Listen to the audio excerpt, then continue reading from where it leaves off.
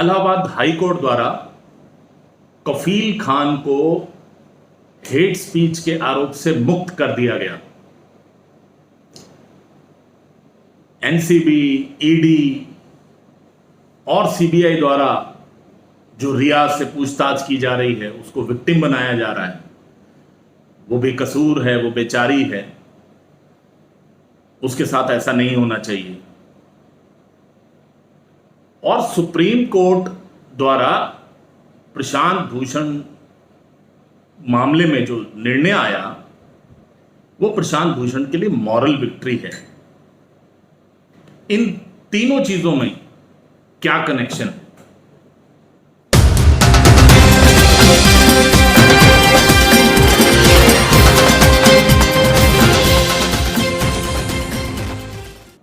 नमस्कार दोस्तों, दृष्टिकोण मीडिया के इस मंच पे आपका स्वागत है और मैं हूं आपके साथ दुष्यंत चोपड़ा। जिस दिन से राजदीप सरदेसाई ने मुंबई जाकर रिया चक्रवर्ती का इंटरव्यू लिया, उसको एक विक्टिम बताया गया, उस इंटरव्यू के द्वारा उसको प्रोजेक्ट करने की कोशिश की गई कि उसके साथ बहुत ज्यादती हो रही है, उसको अपनी बात कहने के लिए एक मंच प्रदान किया आज तक न्यूज़ चैनल ने, और राजदीप सरदेसाई ने उसका एक स्क्रिप्टेड इंटरव्यू लिया। हालांकि उस इंटरव्यू के बाद बहुत सी एक कंट्रोवर्सीज क्रिएट हुई सोशल मीडिया के डिफरेंट प्लेटफॉर्म्स के ऊपर। राजदीप सरदेसाई की काफ़ी चीछा लेदर भी हुई, पर खैर वो काफ़ी मोटी स्किन वाले हैं, उनको बहुत ज़्यादा अपनी चीछा लेदर से और बेइज्जती से फर्क नहीं पड़ता। बट जब से वो इंटरव्यू आया उसके बाद आप देखेंगे लगातार कुछ ना कुछ रिया चक्रवर्ती के फेवर में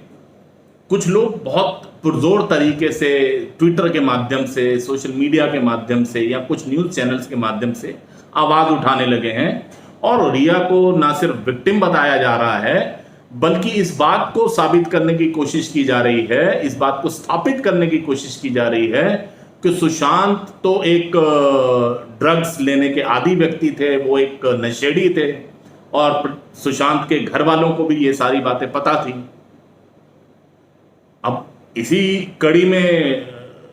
तापसी पन्नू का भी ट्वीट आया। उस ट्वीट में वो लिखती हैं, मैं सुशांत या रिया को निजी तौर पर तो नहीं जानती। इंग्लिश में है उनका ट्वीट, ये देखें। मैं सुशांत या रिया को निजी तौर पर तो नहीं जानती, लेकिन अदालत का फैसला आने से पहले ही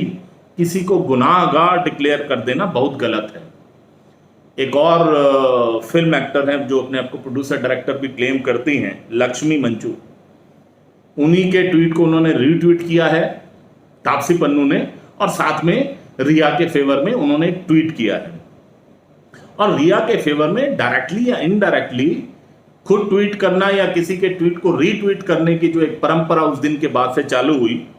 उसमें काफी लोग उनके फेवर में आए। जैसे स्वरा भास्कर ने खुलकर लिखा कि रिया को विक्टिम बनाया जा रहा है और सुशांत तो नशेड़ी था। और कुछ ऐसी ही भाषा बोलने वाले कुछ और लोग भी हैं, जैसे कुछ नामों पर आप नजर डालें, मशहूर पत्रकार आशुतोष, सबा नकवी, निधि राजदान, स्वरा भास्कर, अभिसार शर्मा, योगेंद्र यादव, आरफा खानम शेरवानी, और चैनलों का नाम ले तो एनडीटीवी, सभी लोग कैसे ना कैसे ये साबित करने पर तुले हुए हैं कि रिया को विक्टिम बनाया जा रहा है, उनके साथ ज्यादती हो रही है और सुशांत सिंह राजपूत को नशेड़ी साबित करने की एक मुहिम सी चल गई है। अब इस चीज के पीछे कौन है, क्या है, या इसकी सच्चाई क्या है, ये तो आने वाले दिनों में जो तीनों एजेंसीज दिन रात लगी हुई हैं, चाहे वो ईडी हो, सीबीआई हो या नारकोटिक कंट्रोल ब्यूरो हो, एनसीबी हो, ये जो सच्चाई है ये आने वाले कुछ दिनों में सबके सामने आ जाएगी। अगर रिया बेकसूर हैं तो ऑब्वियसली भारत की न्याय व्यवस्था ऐसी है कि जहां पर उन्होंने बड़े बड़े अपराधियों को अपनी पैरवी करने का और अपना पक्ष रखने का पूरा मौका दिया है, वो मौका उनको भी मिलेगा, वो अपना पक्ष रखेंगे अदालत में। लेकिन एक ये जो एक सस्टेन्ड कैंपेन शुरू हो गया है, उसके बाद से ये साबित करना कि भाई रिया चक्रवर्ती को जानबूझकर तंग किया जा रहा है।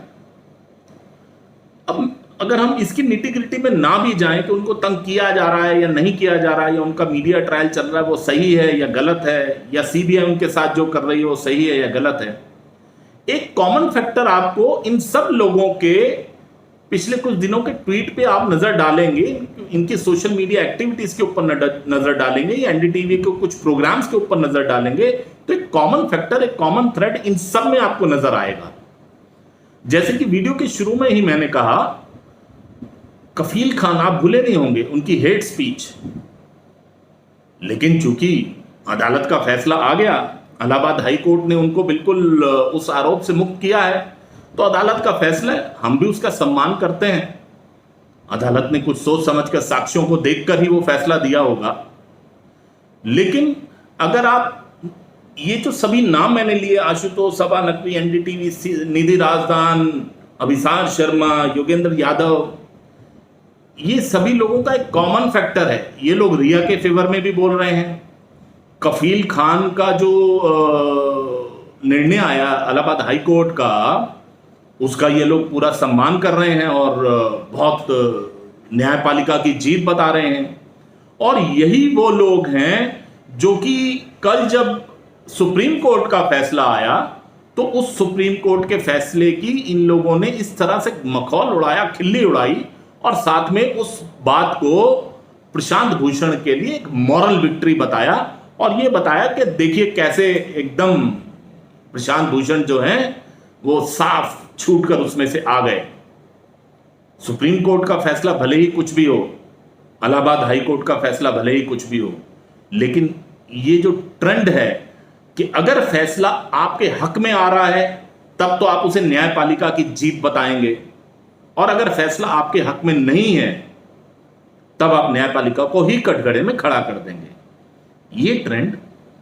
कहीं ना कहीं लोकतंत्र के लिए एक खतरा है, क्योंकि ये ट्रेंड भारत में बढ़ रहे अर्बन नक्सलवाद की ओर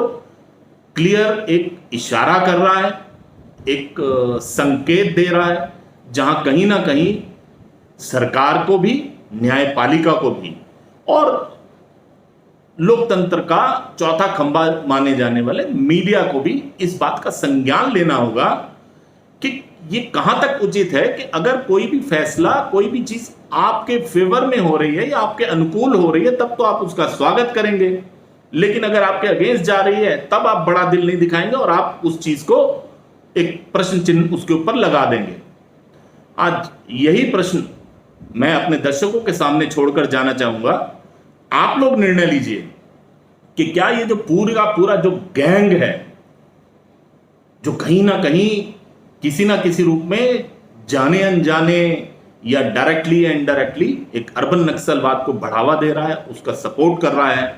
क्या ये लोकतंत्र के लिए खतरा है या नहीं है? अगर आपको लगता है कि हम जो बात कह रहे हैं, दृष्टिकोण जो बात कह रहा है, आप उस दृष्टिकोण से सहमत हैं, तो कृपया आज इस वीडियो को लाइक कीजिए और कमेंट करके अपनी राय जरूर रखिए। आपकी राय हमारे लिए बहुत कीमती है।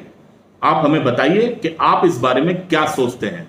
और अगर अभी तक आपने हमारा चैनल सब्सक्राइब नहीं किया है तो कृपया चैनल को सब्सक्राइब कीजिए और साथ वाले बेल आइकॉन के बटन को जरूर दबाइए, ताकि हमारे आने वाले कार्यक्रमों की सूचना समय रहते आप तक पहुंच पाए। बहुत बहुत धन्यवाद दोस्तों,